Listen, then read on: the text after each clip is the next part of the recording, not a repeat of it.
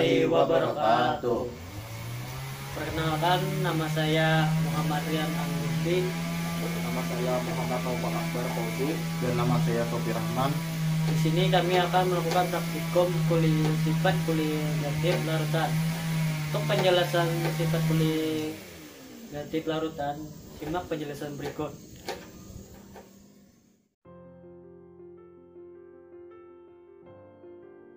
Sifat kuligatif larutan adalah suatu sifat larutan yang tergantung pada jumlah partikel zat terlarut dan tidak tergantung pada sifat zat terlarut tersebut. Untuk istilah kuligatif sendiri berasal dari bahasa Latin yaitu kuligare yang artinya bergabung bersama. Terdapat 4 macam sifat kuligatif larutan, yaitu penurunan tekanan uap larutan jenuh, penurunan titik beku, kenaikan titik didih, dan tekanan osmotik. Untuk percobaan yang pertama, langkah pertama yang harus kita lakukan adalah menyiapkan bahan-bahannya. Bahan-bahannya yaitu di sini sudah ada cangkir yang berisi es 50 gram.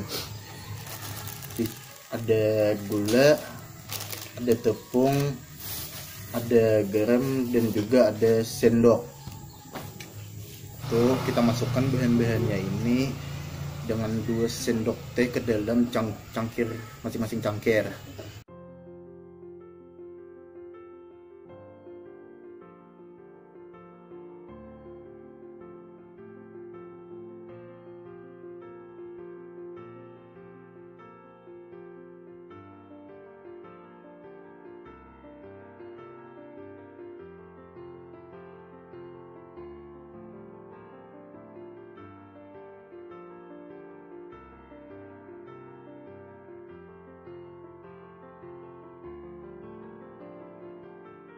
Itu kita tunggu beberapa menit, es manakah yang mencair lebih dahulu.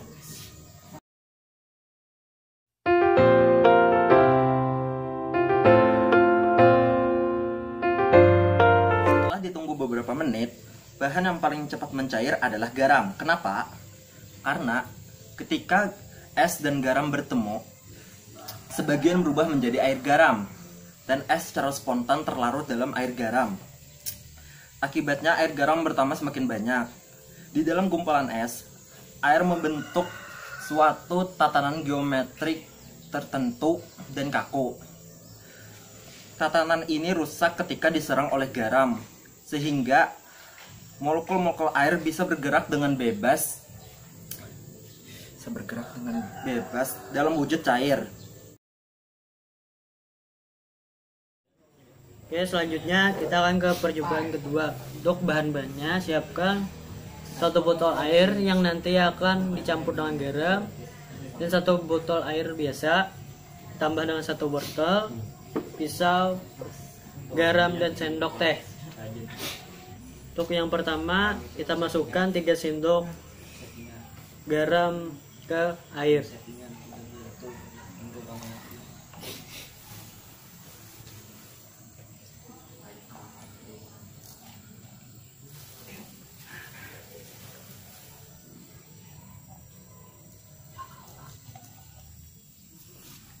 Dan untuk yang kedua, kita potong wortelnya.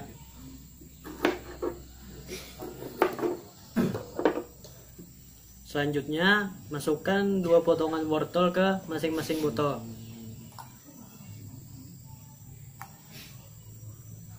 Setelah itu, kita tutup.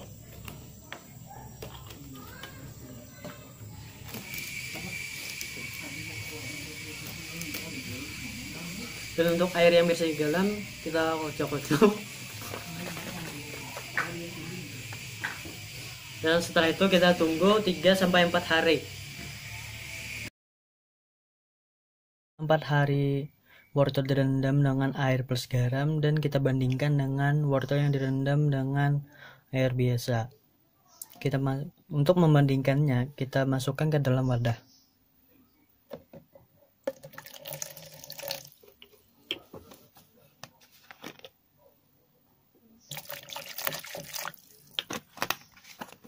Di sini terlihat jelas wortel yang direndam dengan air garam, wortelnya terlihat hancur dan juga lembek, sedangkan wortel direndam dengan air biasa masih bisa terlihat keras dan belum hancur. Untuk penjelasannya, simak video berikut ini. Setelah 4 hari, wortel dalam air tidak mengalami perubahan yang signifikan karena air bersifat hipotonik, sehingga air bisa masuk ke dalam sel-sel wortel. Sedangkan wortel dalam air garam menjadi lembek karena air garam bersifat hipertonik, dan semakin pekat larutan, semakin tinggi juga daya hipertoniknya, sehingga sel-sel dalam wortel berkurang dan akhirnya menjadi lembek. Ya, sekian dari kelompok kami. Mohon maaf bila ada kesalahan atau suara yang mengganggu.